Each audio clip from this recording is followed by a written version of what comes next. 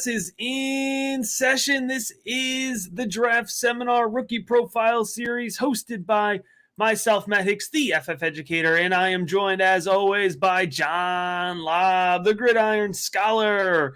This is the Trey McBride Rookie Profile episode.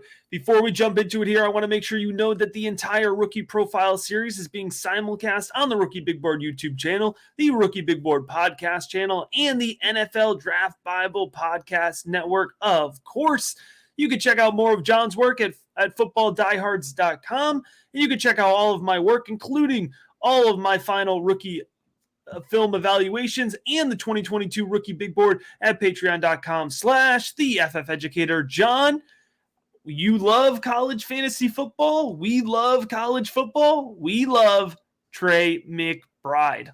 Oh, there is no question. He was the Travis Kelce of this year in college fantasy football. Look at those numbers, Matt. 90 catches for 1,121 yards. The only thing he didn't have, he only scored one touchdown. But that's because of the scheme, the lack of quarterback production. That's okay. What's that, like 50% of the Colorado State touchdowns? Yes. I mean, he had 5 games over 100 yards receiving. He was so good. He was the John Mackey Award winner from Colorado State in the Mountain West. So you really have to outperform the competition to get that award, at a group of 5 level.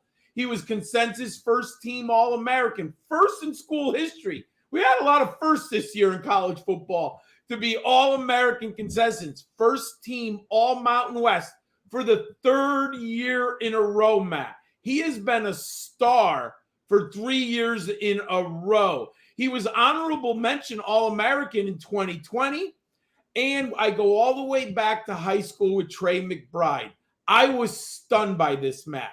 He played baseball, basketball, and football. This is shocking. He has the school record for most points on the basketball court in history and the most home runs and RBIs on the diamond. And it gets better, Matt. He was a 2-way player on defense.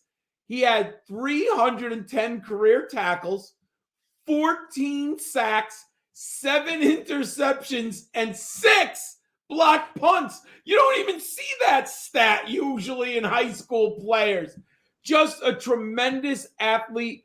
When you watch him on film, he is a great tight end. Matt, what did your film breakdown say? John, first off, I got to say, man, I hope he was playing first base, because if he was pitching, I would not want to be on the other side of that fastball. All right. Tape score here, I have been an 80.4. That's a good tape score for a tight end prospect here. Let's start with the hands, John. No surprise because of those stats that you rattled off, but he has really solid hands. He has good concentration working through traffic. He has good ball skills, reacts well to balls thrown behind him, which happened quite often at Colorado State. Flip on the Utah State game. You could see him pulling in a nice one-handed snag here. So he has some highlight reel potential. John, some folks on the ground in Mobile suggested that Trey McBride was the best pass catcher at the Senior Bowl, and that was including the wide receiver prospects as well. But he's not just an athletic tight end here, because he can block as well. I think he held his run blocks really well. He's got good handwork and good technique. I think he will contribute at the next level, John, as an inline blocker, and he's aggressive. He physically seeks out those defenders when engaging in run blocks here, and he's sustainable as a pass blocker as well. So I think Trey McBride is going to be a versatile tight end at the next level. He has good contested catch ability. He holds on well through contact. He has good body positioning here, and he has good hand fighting to bring in the ball here. Watch the Vanderbilt tape. You could see some good examples of him working along the boundary. Now, I have his, I always like to point out, 3 strengths and a weakness on these tape reviews. His speed and acceleration are lower than, necessarily you would like to see. I will say I think he moves quick enough for his size and the position, but he's not going to beat you running downfield in a straight line. Although you wouldn't necessarily expect your tight end to do that. I think for what he can be, he is aligned and he's aligned to be a very successful, athletic tight end at the next level that can still stay in and block as you need him to. Let's dig into those numbers a little bit more here.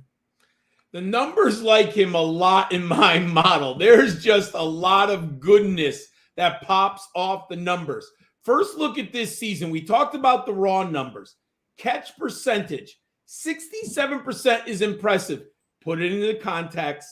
Colorado State, the quarterback and the scheme is not spectacular. So he caught 2 out of every 3 balls. Incredibly impressive. Matt, you don't see tight ends with a 37% team aerial dominator. I'm looking, my benchmark is 15%. He more than doubled the benchmark. He was the offense for the Rams this year. So incredibly impressive. 160 career receptions for almost 2,000 yards from a tight end. That is not very often, folks, when you look at these tight ends coming in from college. 12.5 yards, a catch. My benchmark is 13. That's okay. Remember, he played for 4 years on campus. And as a freshman, you usually, and sophomore, you're not going to have as many yards per catch in general. And then you end up with 10 touchdowns. But he only had 1 this year. I just mentioned it before. 6'3", 249. Why I like him even more, Matt, he's a two-way tight end. He should be able to play from day one at the line of scrimmage. We know that coaching staffs want tight ends who can block. If you watch NFL, there are a lot of tight ends who don't catch many passes, but they're employed because they can block in the run game. Of course you want the two-way tight end.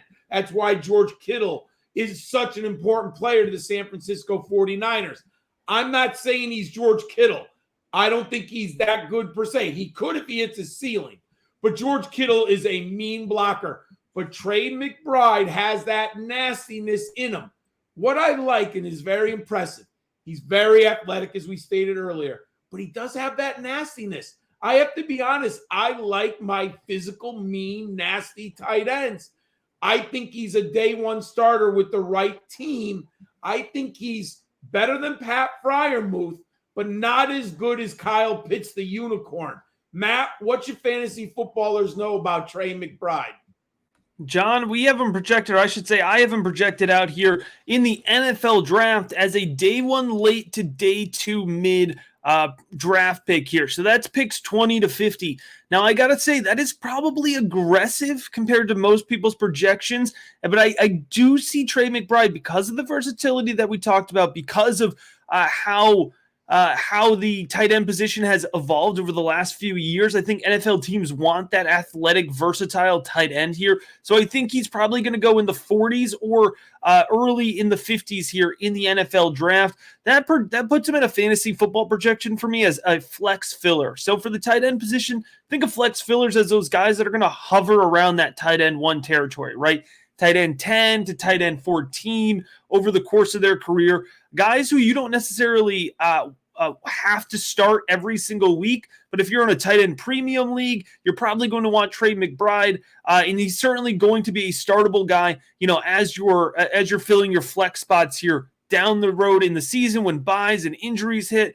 I think right now I have him projected in rookie drafts with an ADP of late second round in Superflex leagues. I think you could see him go as high as mid to early second round if there's somebody really aggressively going after a tight end, or if you were in one of those super aggressive tight end premium leagues like a 2 points per reception for tight end type league. Trey McBride could certainly see himself coming up.